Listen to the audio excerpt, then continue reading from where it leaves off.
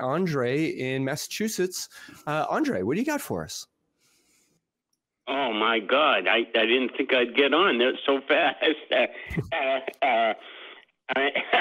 What I wanted to say is, in maybe as a background to preamble, that I was a product of very Catholic upbringing, French Canadians.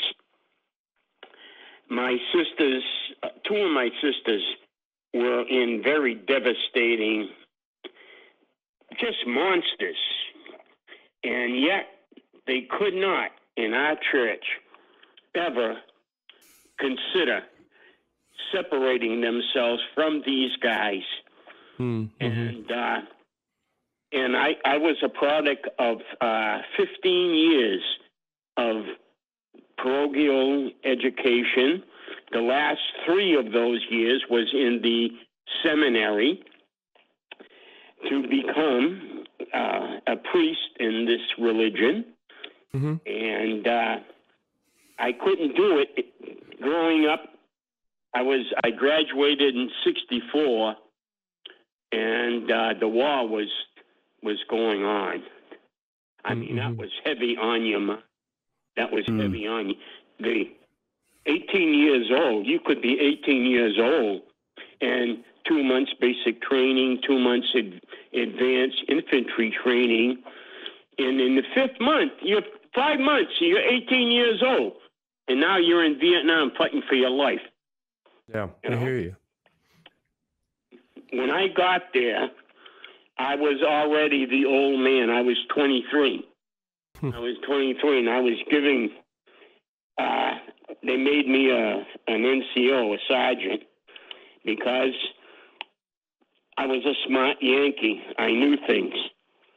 And, okay, you're going to...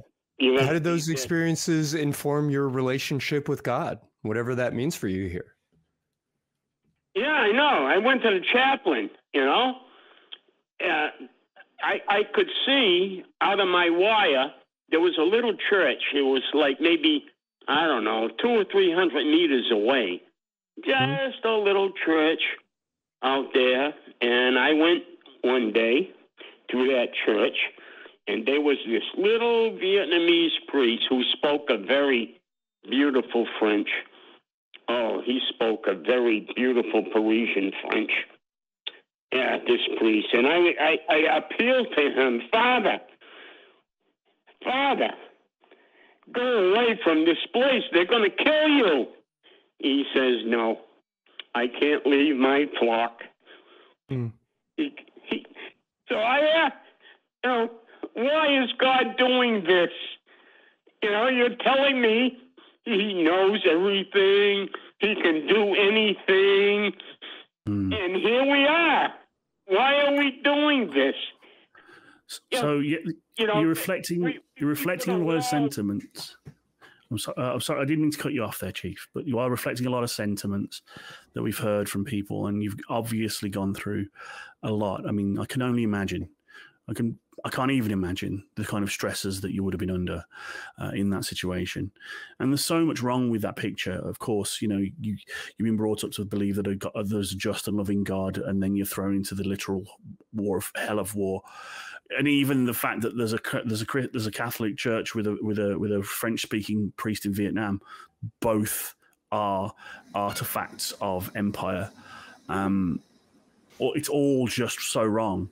And so even the story of, like, I was going to the seminary and then I found out what God was really like, and I couldn't do it anymore. That's a perhaps unsurprisingly common story we hear. So thank you for sharing all of that. We want to make sure that you've been heard and that these stories are valuable, and there may be other people out there that have gone through something similar or can relate to having lost their faith in such a shocking way. So, I mean, how have you felt like you're able to move forward? I wanted to be able to say to younger people that I never thought I'd get to be this old. That I'm 78 years old. I didn't think I'd get to be that old, because a lot of those those young men didn't get to be more than 18 and 19 years old. And I try to hold on to. I was given a very good man, a Sergeant Stanley Burke from Cambridge, Massachusetts, who entered the Army 1 month after Pearl Harbor. He entered the Army, and it was something new. It was called Airborne, and he made that jump in D-Day 80 years ago. He fought that war. He fought in Korea, and this was his 3rd war. Imagine that. 3 times he went to war. What a life. And he gave, I didn't know shit from nothing. I didn't know. I was so afraid all the time. I was so afraid that, oh my God, something bad could happen to you at any moment, you know? Yeah, I mean, they say no atheist in foxholes, and I appreciate why people might feel as if in those moments of desperation, they are needing to turn towards some sort of answer. But, you know, as you're pointing out, Andre, those moments, those situations of war might be dire, and they might break down our psychological defense mechanisms in a great number of ways and sort of damage our immunity towards irrationality. But they don't really answer the questions. They don't really bring any meaningful solutions to those places. What? How are you going to hold on to that? I mean, you're telling me this guy that's looking down and knows everything and can do anything, and yet this is going to go on. This is key. Yeah. And the answers we tend to get are these thought-stopping cliches about how God works in mysterious ways, about how God has a plan, about how we are these simple lice who couldn't possibly comprehend the will of God.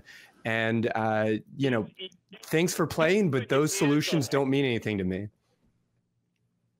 Yeah. Oh, yeah, I'm sorry I didn't get your name. Yeah, so my name is Christy. You're on with me and Jamie the Blind Limey, and we really appreciate you giving us a call and sharing some of these experiences with us. Yeah. Oh man, I hit the jackpot. I hit the fucking jackpot. Well, thank you for sharing those memories that are obviously very, very painful. But like the problem of evil, like why is God? I gotta tell it to somebody to get it off my chest. That it just hurt so much, especially when we came home, and the people that we were really trying to protect spit on us and called us names. I hear that. Yeah, if those experiences are still running up against your ability to sort of center yourself, there's things like the Secular Therapy Project, and there are people out there that are better qualified than us to help. We've begun talking about trauma a little bit today, Andre, and I appreciate that this is a deeply held trauma that you've been carrying for a long time. And I don't want to say that any form of medicine or any sort of mental health or medical practice will fix that, but I will say that it's not broken in the first place. It sounds like a pain that you have carried for a long time and that you are seeking some relief from. So I'm glad that you felt comfortable sort of unburdening and talking with us today. And I would really encourage you to find some opportunity to share some of these stories, to find a little bit of relief and a little bit of support in working through some of these past traumas. I don't want to oversimplify or overgeneralize, but I do want to just say that the shame and the guilt and the pain of this type of trauma are things that don't often stand up very well to the light of day. If you get a little bit of fresh air on them, if you bring them out into the open and allow other people to see them and validate some of these feelings, oftentimes you'll gain a fair bit of control and relief from them. Well, I've seen lately, because I pointed out to people that I've researched some of this, and I know as a fact that right now, as we're speaking, the United States has a treaty agreement with Vietnam. They are